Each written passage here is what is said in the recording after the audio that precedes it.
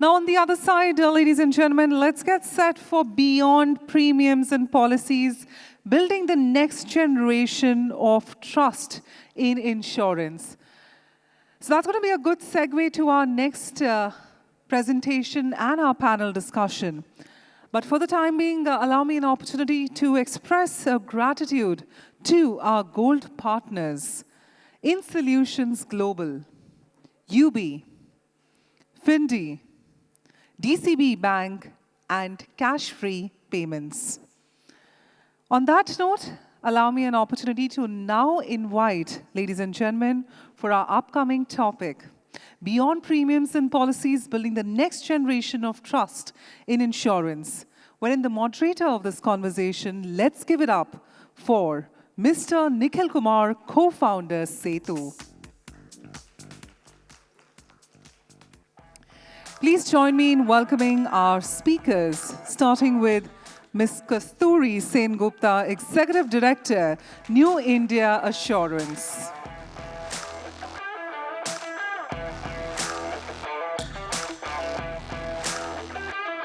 May I also welcome on stage Mr. Rakesh Jain, CEO, Reliance General Insurance.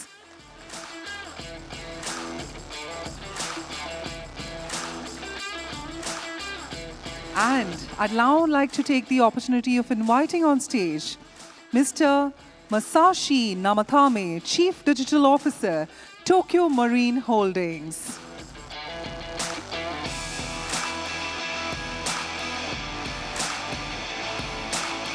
And with that, I'd like to leave it in the able hands of Nikhil to take it forward. All right. We have a super interesting set of people here, so we're going to dive deep into a bunch of different things around insurance. Before we begin, I just wanted to quickly do a check with the audience. How many guys of you have a active insurance in your name today? Can I see a raise of hands?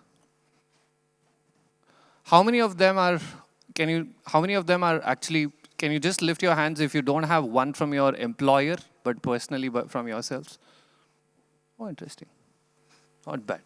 Ma'am, so we'll start with this. The biggest issue in India that we've seen around insurance has been, we've always seen this largely when we look at the whole country as a savings product. Lots of insurance that's been sold has been done in this order that, that it's actually mostly a savings product, but rather than a protective product. And as a result, there is a lot of misunderstanding in the consumers, and therefore there's a lot of trust deficit. What would you attribute this to? And, just give us a quick landscape for us to kick off. Where were we, where are we right now, and how would you define good trust in the system right now? So thank you for the question, Nikhil. So I'll start on a different note to what Nikhil actually said. So see, whenever you think of a bank, like he said, no, as a saving, as an investment, and as a form of protection. So whenever we think of a bank, financial products mostly come from the bank or from the insurance. Now, whenever I'm taking the lending also as a part of the bank's products.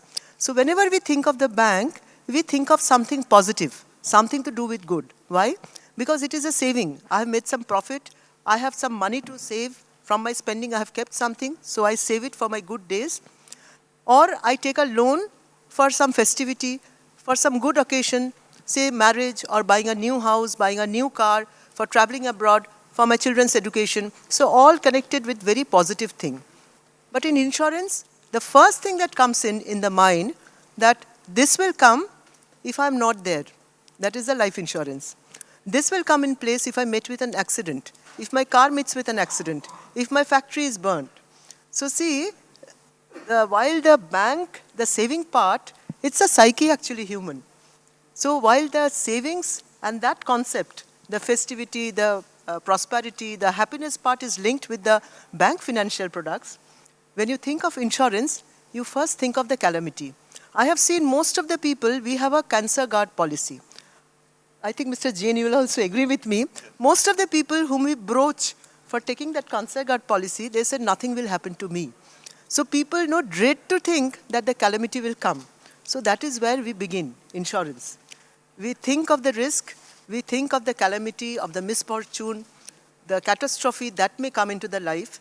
And it's a common human psyche that we do not want to think of the negative things first.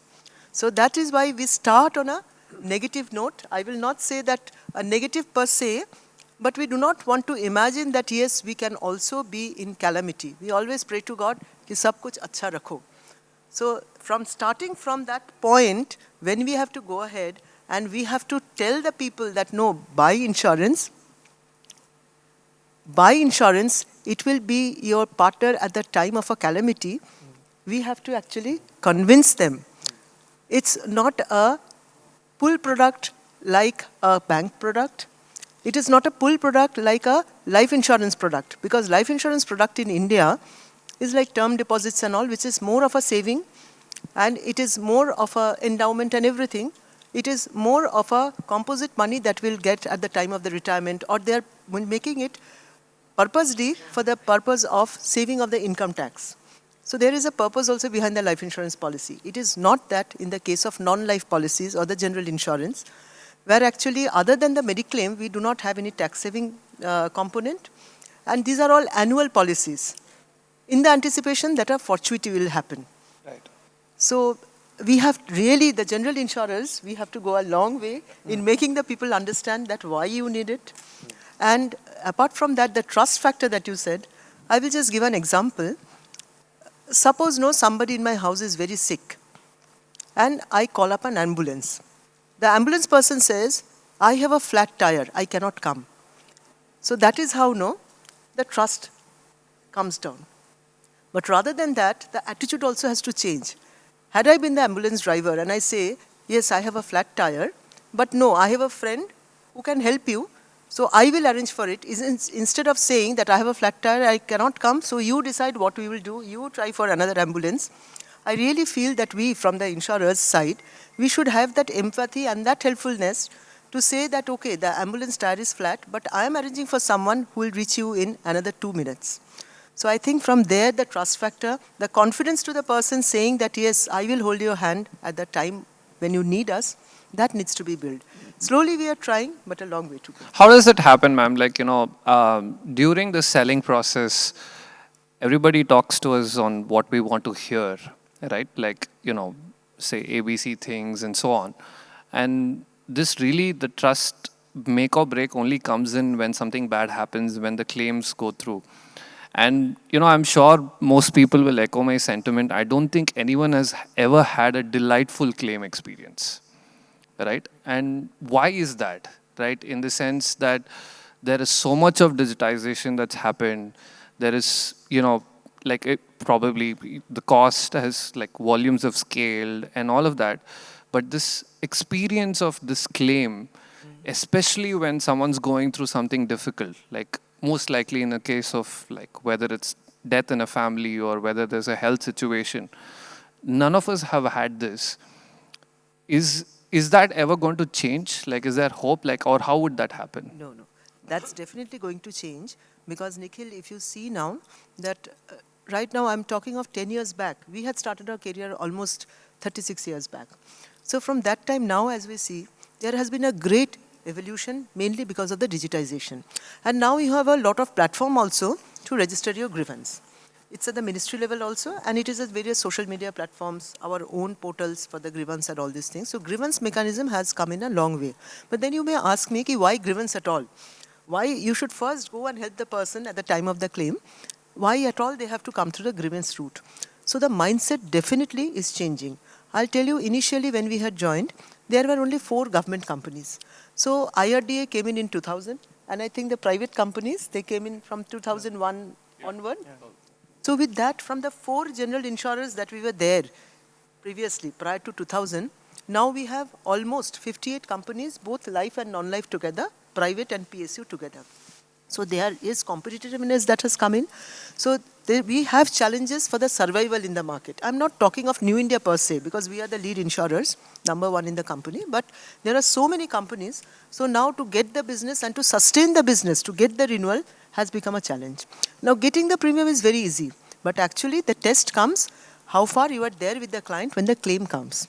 So the mindset is changing. Many tools have also come. We have digitized also. We have made auto payments also. The earlier concept of appointing a surveyor, there going there, then the delays and that were attached, all changing now. So claims are also automated up to certain levels. We have now the digital surveys being done for the motor. So a lot of things are changing. Automated payments and other things are coming in. We have chatbots also who will help you in seeing what is the claim process, what are the documents to be given, to know the claim status, where it is held, all these things are coming. One of the most grievances that come is in the case of health, because a lot of sentiments are associated with health. So as Deepak Sir was telling you, last year was really a year of the revolution for the insurance industry, because a lot of revolutionary, what you call the orders had come, insurance circulars had come. The most important was a health circular. So there the IRDA has mandated that the cashless part will come within 1 hour. So you can understand that a bunch of papers, that all that can be gone through, and only thing a person, whether he will get a cashless or not, the decision can come within 1 hour or say lesser, unless we have the AI support and the digital support. We cannot do that. None of the doctors and the other people who are there, they cannot do. Working 24/7, because anybody emergency also can get admitted on the Saturday, Sundays when people are not working per se. So with the COVID advent, we have started from working from home. All are digitally enabled now. So things are changing. Now we are mandated to do the cashless payment within 1 hour. And once a person is discharged, from the time of discharge within 3 hours, the payment has to be made. And there are penalties if you guys don't do it? Yeah, there are penalties, because IRDA people, they do come, they do the scrutiny to see how far we have done. Makes sense. There is a customer information sheet that has to be attached with each and every policy now. And they have given, the IRDA has given the format also, where it is clearly written that what are the documents to be submitted at the time of the claim, and what they will get, what are the exclusions which the people will not get, because the main grievance comes, why my claim is not paid. Maybe it doesn't fall under the policy coverage only. So all these are now clearly written. Now one greatest disadvantage that we have, usually we do all such things in English, maximum in Hindi, not in the vernacular languages. So we in our company, we are trying to have as many languages. We have a chatbot that is available in 8 regional languages, so that more and more people from the semi-urban rural sectors also get the advantage. So things are starting in a positive way. Makes sense. Thank you, ma'am. Masashi, let me come to you. You've come all the way from Japan. Right. And as you might know, in India, one of our challenges is like only 3% of our GDP is like covered, and household penetration is super low. But you come from a country where 90% of the households are covered. Right. And also because of the way Japan is, ecologically, there are various different types of insurances that you do. But it's also interesting when I was researching that insurance companies have not just been product companies, but they've also been services companies. Like, for those who don't know, like, you know, the companies do things around like elder care and, you know, longevity and all of that stuff. Can you give us a sense of what does this look like? Because, you know, here we are like, we have only been exposed to buying a product, and, you know, we've seen this mostly from a digital point of view. Service element to it has just been limited in terms of like customer experience and service in terms of claims and so on. But we have not seen proactive services where an insurer is actually vested in the insured's life to make it better. Can you give us a few examples of what you guys do, and what does the landscape look there? Okay, thank you, Nikhil. First of all, good afternoon, everyone.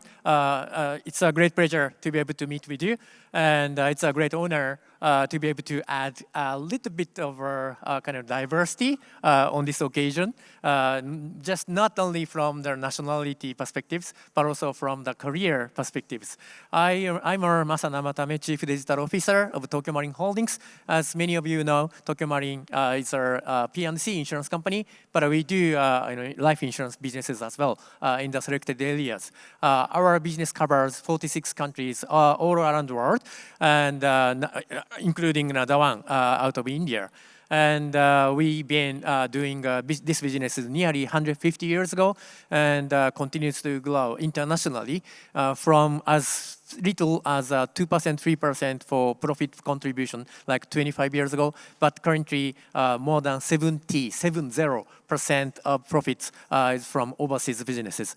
So we are now gradually and dynamically shifting into a globally diversified insurance companies, and I would like to work more closely with the communities in the Indian market. We have a joint venture with a fertilizer company, IFCO, but we are committed to driving the businesses with the Indian communities as well. And talking about the questions, Nikhil asked about what's going on out of Japan. You are right, because Japan had been quite kind of obedient country, whereas insurance has been kind of mandatory, nearly a mandatory commodity, whereas many of the national citizens has been taught and advised and educated and somewhat kind of directed by the government's kind of directions to buy certain necessary insurances, including life, including auto, including property. So thanks to that kind of efforts, together with insurance companies' efforts, we have been able to enjoy the significant penetrations into the country.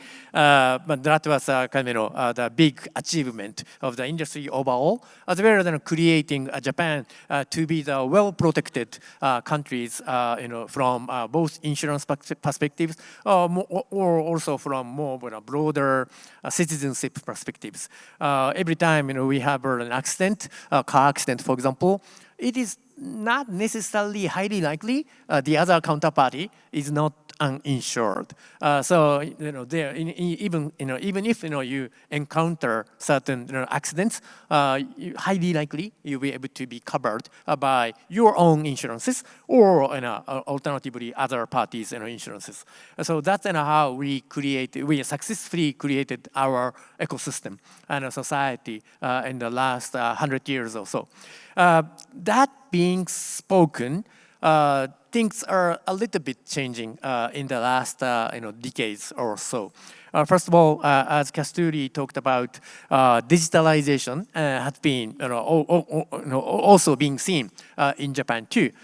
Since 25 years ago, so the online insurance has been available to most of the country citizens, and whereas there are emerging companies such as tech players or e-commerce players, those players are now providing insurances.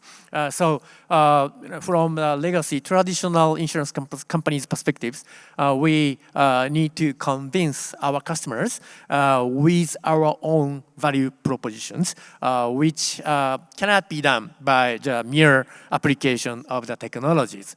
But one very important thing that have been observed from my perspective is that insurance covers such things like accidents, health issues, diseases, or natural disasters, and so forth. And by definition, those who suffered from those accidents or diseases, those damages are by definition unreasonable. It's not equally distributed to all the citizens. So some of the selected persons received that kind of unreasonable damages out of disease, accidents, whatsoever. Insurance has such a strong power to convey the heartfelt services to those severely damaged out of unreasonable damages. So, as a result of that, we like to continue to stick to our own value propositions of providing our most heartfelt services through both combination of technology as well as human interactions with the policyholders, so that we can provide the cared, heartfelt, empathized type of services to the customers. Of course, we do our own online businesses as well, but we believe that there continues to be a significant value in the value of the human beings, and we like to create a best mixture of how we can combine technology and insurance, human being capabilities. Makes sense. Rakesh, coming to you, we were speaking about this. One of the things that we've seen in the last 5 to 10 years in India and in the financial services space is we've obviously seen the SEBI ecosystem has been a big beneficiary of all things digitization. The number of demat accounts have gone record number. Our retail participation has gone up so much. Has that any of that, like, and as I was sharing, like, today folks who are getting into the workforce are a lot more financially literate in terms of what to do with their money, starting with mutual funds very early on, getting into markets, responsible. And I think like a lot of this is also to do with the campaigns that, like an association like Amphi has done where the story of mutual funds IEA has happened. So there's a lot more trust in that ecosystem, which traditionally was not so much trusted. Are you also seeing this spillover happen into the insurance sector? Because we've talked about payments so far. We know we've cracked payments. Lending is on its own journey. We're doing well. Lots of stuff happening, innovations happening. The SEBI ecosystem looks almost like too good to be true. In fact, there's guardrails that are now had to be put because there's just too much participation. Has this positive spillover happened into the insurance sector? How are you guys viewing new employees like in the age of like 21, 22, probably till the age of 30, 35? Are they more financially literate? Are they buying different types of new insurances? Can you give us a little bit sense of like where are we in this journey? Great question, Nikhil. So just good afternoon, everybody. Of course, you see my name and my company's name as Reliance General Insurance, but I must say that we are now changing our name to IndusInd General Insurance. There is a change at the parent company level. So this is just to, notify you that the name is going to move. The insurance, if you ask me, Nikhil, what you were saying is right. It's a bit like, protection which you seek after you have something to protect. You really don't end up buying protection in anticipation. And two, India is a young country. Demographically, we are blessed at this stage. So, the feel of security or protection, that comes only after some time. Structurally, if you see, 25 years back when I started the industry was 10,000 crores in the year 2001. Last year, we exited with almost 3 lakh crores. So the industry has come a long way. New India used to have 40% market share. It's still grown very well over the years, though the market share has come down because other companies have come. If you see the character of the industry 25 years back, almost 70% was commercial lines, corporate type related businesses. Very hardly retail businesses. Okay? Today, if you really see, it's the other way around. Corporate is about 20%. 10% is government business, which in my view is also retail because it goes to the masses. Almost 80% of the business we do is retail. So this is what is the India effect coming in. 25 years back, the per capita was just about $1,000. At $1,000, you are generally engrossed with roti kapda makan. You're not looking out beyond that. Now we are touching close to, say, $3,000, heading towards maybe $5,000, $7,000, $10,000. What this means basically is people now have resources to pursue lifestyle. We are also a young country. In the last, 20 years or so, if we say the millennial side, we have close to 50 crore people who have got added, who are going to decide their future in the next 10 or 20 years. Structurally, we have to see how the thinking of these people is evolving. The digital revolution is all about the way the ecosystem has come. It is not about, just knowing, what is digital. It's about how you are using digital. Digital is becoming lifestyle. What is technology doing? Technology is enabling things. In a country of 1.4 billion people, it was next to impossible, to reach out to the hinterland. That is one of the reasons why penetration is low. You can't reach out to people and offer products which are $1, $2, $5 and make a business model out of it. So structurally, people were reluctant or people existed in the bigger, cities and towns. Today, you have the ability to reach even to the last guy. And that is where I guess a lot of things have got created over the years. For insurance companies, clearly this means there are different types of people. When we look at 150 crore people, even if you cut 100 ways, you still have 1.5 crore people. Huge. I am damn sure 1.5 crore people, even New India doesn't have in retail customers. They do 30, 40,000 crores of premium with a much lesser number of people. It's unbelievable amount of opportunity which exists in this country. You know, most of us have created business model with about 10, 15, 20 lakh people. So the rest of the people, two big things are going to happen for every insurance company. That one, you will add more customers, you know, for sure. The customers, why they will get added themselves is also because they are getting moneyed. People are buying home, people are buying cars, people are buying white goods, people are traveling. Everything has certain contingencies involved. You know, if you want to travel abroad today, most of the trips will cost you a few lakh rupees. What happens if you get cancelled? What happens if the airline cancels the flight? Your hotel cost will still go up. He is not going to wait. You didn't show up, money gone.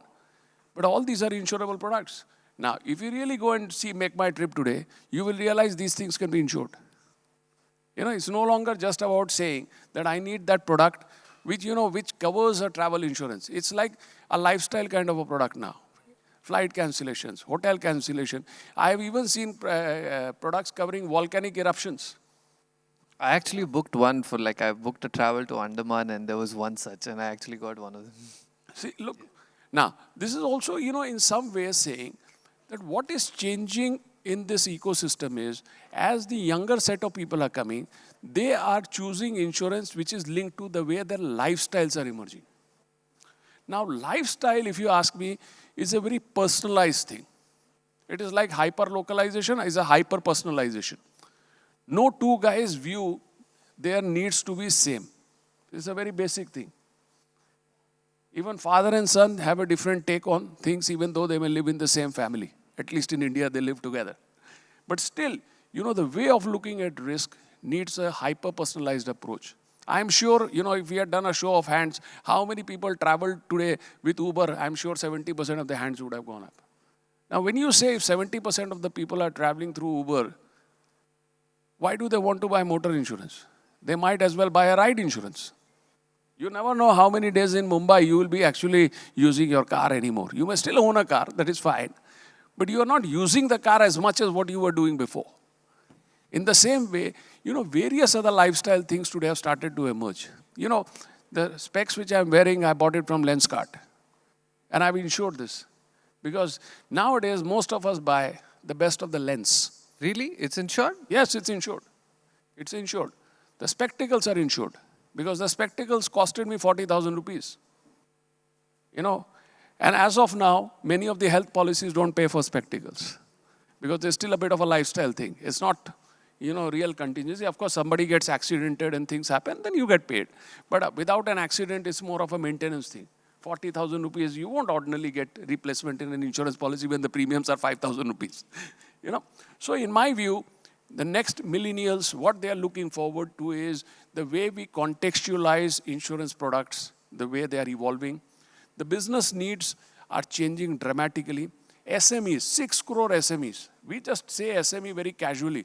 But you know, we are in a risk-based environment. What do? We look at a risk and price it. It's a huge amount of variability which comes in the risk.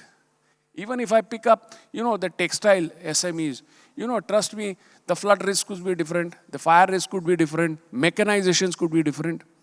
So much of data, you know, doesn't exist or is now coming into fore. So today, most of the insurance companies are investing in technology because they want to collect this as data points.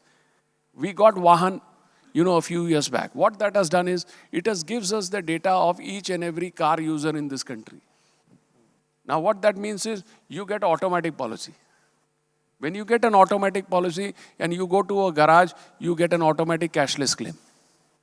Same way, hospitals. The more we integrate, you know, the common empanelments which are coming in now, what Mrs. Sengupta referred to, I think the real trick is to bring this aggregation of data points, contextualize it to a user, and then give a real-time experience. You don't get a delayed response anymore. And the real-time experience should ideally mirror, if you really see as a trust-minded, it should be like a claims guarantee. End of the day, we are selling a promise. The product of a general insurance company is claims. But claims will be taken by maybe 5%, 10% of the people. 90% don't. So, you need to create that trust for a customer to stay put, for the customer to come back and renew, for the customer to seek more things.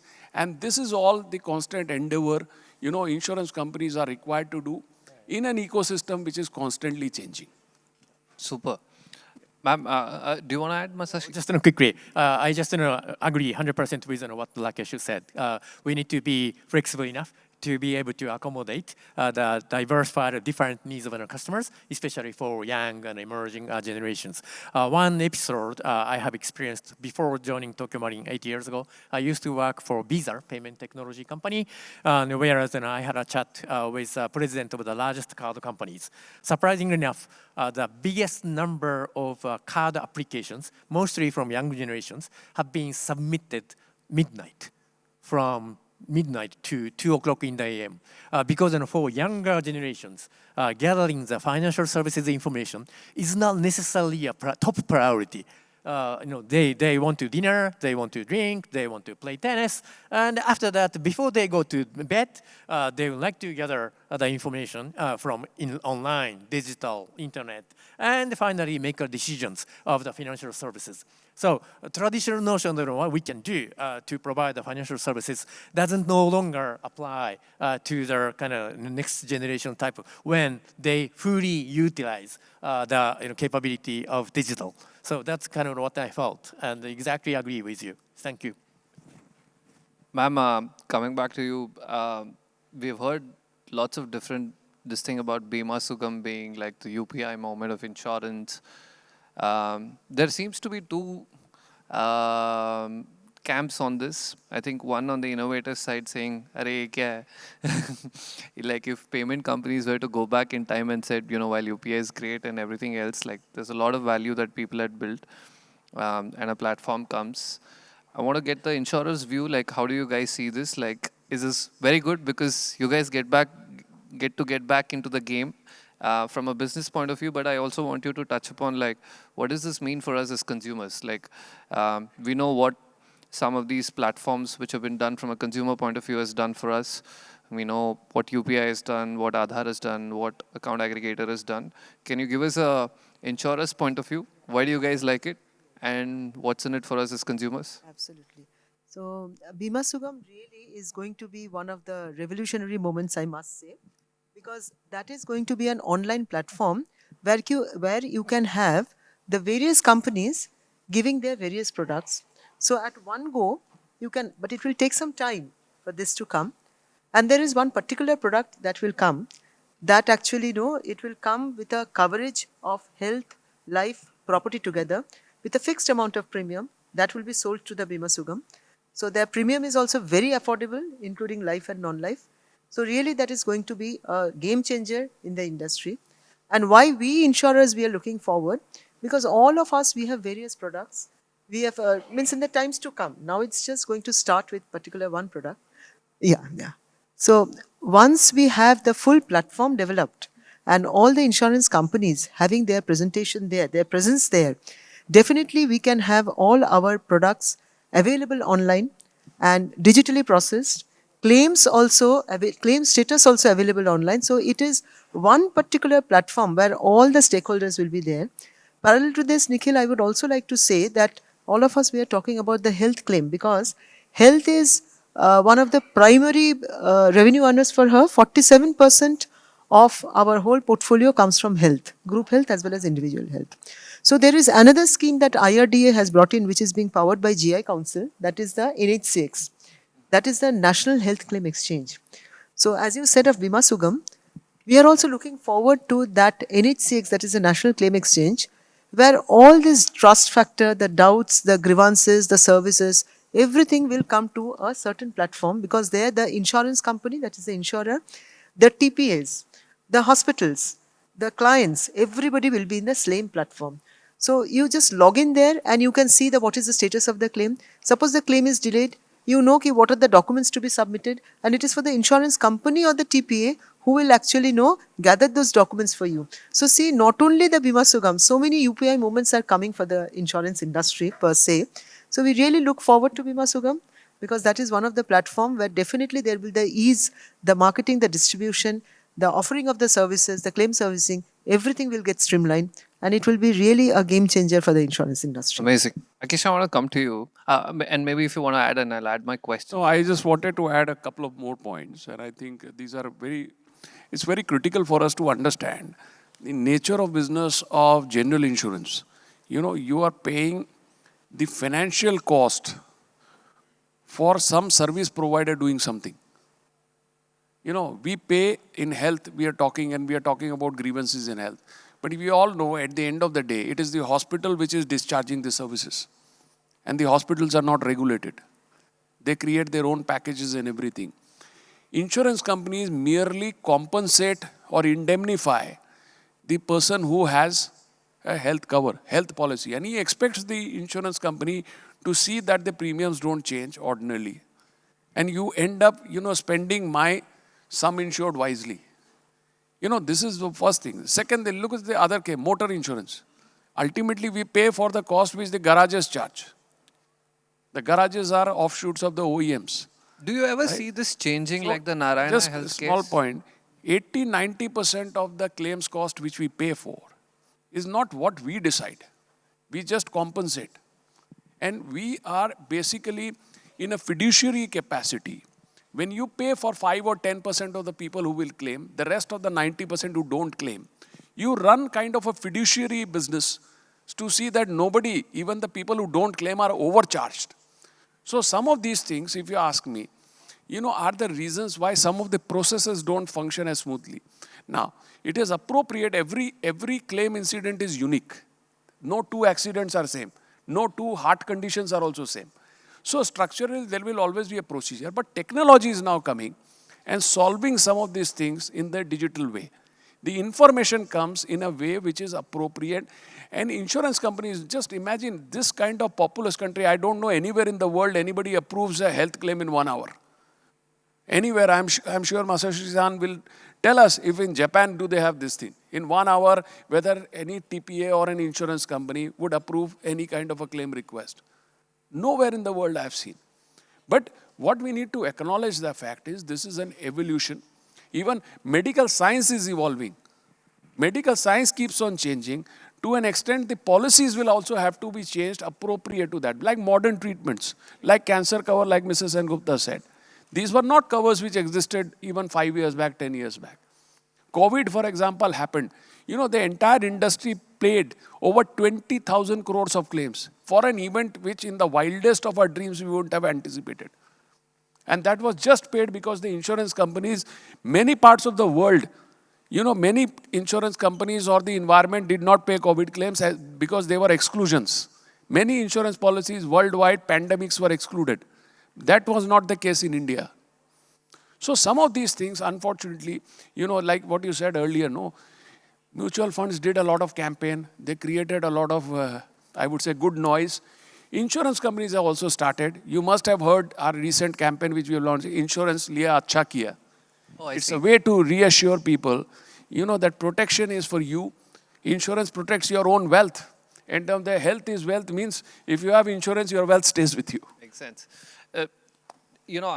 This trend that you were talking about, and I wanted to ask you on this, this not having control on the service provider. Is there a world that you see where because of competition and etc. that why wouldn't you, would you start a hospital? Would you start manage garages and stuff? That's question number one. Second, you were talking about the needs of the Gen Z, the new younger generation and needs. Today, most of the policies seem to be, while we use the word data and it's data-based and so on, it seems to be still transaction-based. What I mean by this is, yes, I'm flying and therefore I'm booking a ticket at the point of purchase or that point of sale, I'm buying this insurance, like I'm buying a new phone and so on. When do we see a world where, I bought a health insurance recently and I had to answer a ton of questions. They didn't even ask me one question, do you exercise regularly? There was no question. All the top insurers. There was no question. There's no question on whether are you taking any supplement. In fact, supplements taking is seen as a bad thing. Please declare. I'm boss, I'm doing this for my longevity, I'm getting better. So now we have all these devices giving insane amounts of data, the best people, whatever, all of this. When do we really see that data flow into this underwriting process? And how far are we? Like I get that, everybody says we're using data, but it's not a stream of data, right? Like me traveling somewhere is a point in time, event, and therefore I'm buying. But on things like health, where now the society itself is now maturing, like drinking is reducing in India, globally, younger people are wanting to get fitter. When does that change? Like when will we be incentivized and therefore it's not even about the premiums cost in that sense, but in the sense to like actually feel, there is nowhere we are validated that what you're doing is right, by being healthy. When will this happen, Rakesh? So Nikhil, a couple of points in the, your observations are appropriate, but I would like to say, when we started insurance 25 years back, the biggest task in front of us was that you give your things quickly, don't ask too many questions, trust the principle of insurance. The first principle of insurance is principle of utmost good faith.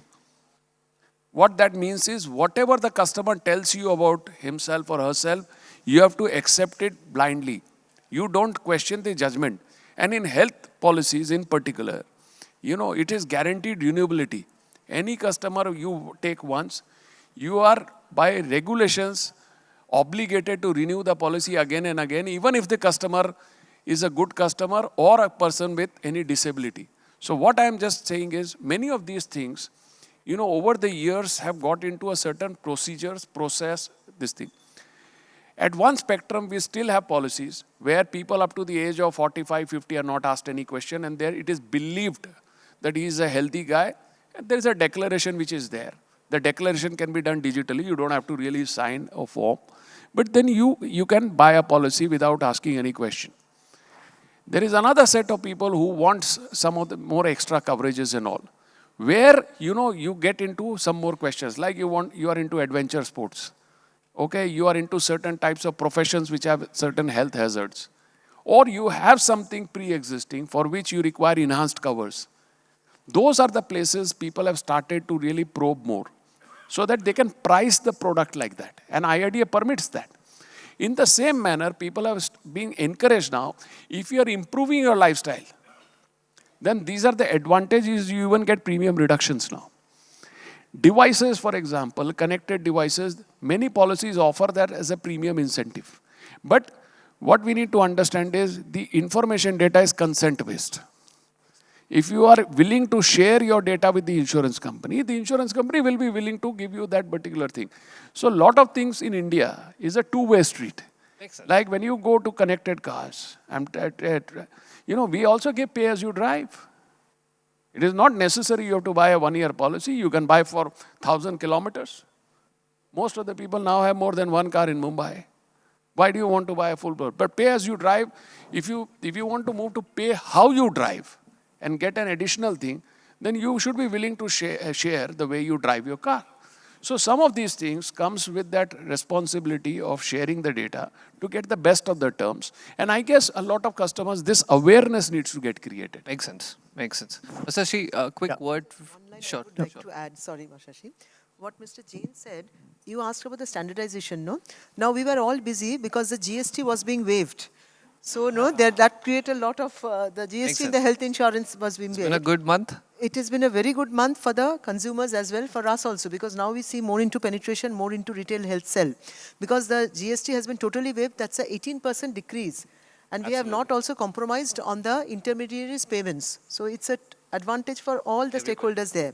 Now, Right. one point I just wanted to add. So in this GST, that enthusiasm, no, one information actually went unnoticed. That is on 15th of September, Government of India has come up. It's mainly the Ministry of Health. They have come up with a circular. Right now, 159 procedures.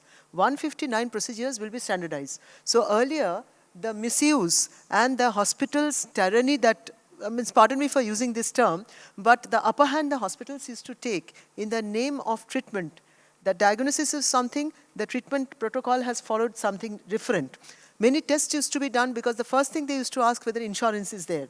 So all these things now will come to an end because it is WHO, then it is ICMR, that is the Indian Council of Medical Research, and the National Health Agency, NHA.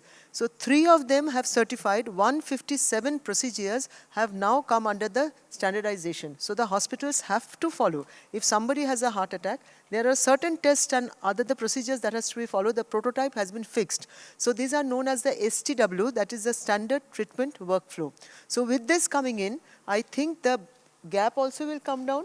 The trust level also will be more. More and more people, they know that, okay, we will not be cheated in the name of the insurance, that the hospitals will make money.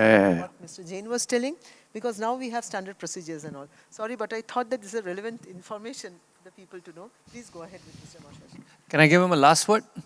Quick Just, 30 seconds. yeah, 30 seconds, but let's Masashi, take, yeah, 30 of course, seconds. of course. Okay. Give us one real use case of Well, AI. the power of data definitely helps insurance companies to be better off. For example, we are providing auto policy holders the dashcam recording devices for the policy holders, and we have deployed as many as more than 1 million dashcam recording devices out of Japan, and the total distance already captured and recorded and datanized exceeds 30 billion kilos. 30 billion kilos, can you imagine how far is it? 5 billion kilos is the distance between Earth and Neptune. So the 30 billion kilos is a kind of 3 round trips of the solar system. So with that amount of data, we are able to capture the really real-time dynamic nature of the driving behaviors. So we definitely believe that technology continues to be the key drivers, and the AI definitely helps for us. Amazing. Ladies and please give a round of applause. Thank you so much. Thank you so much. May I request our eminent panelists to please step forward. Ladies and gentlemen, let's give them an encouraging round of applause. Can I request all of you to please step forward?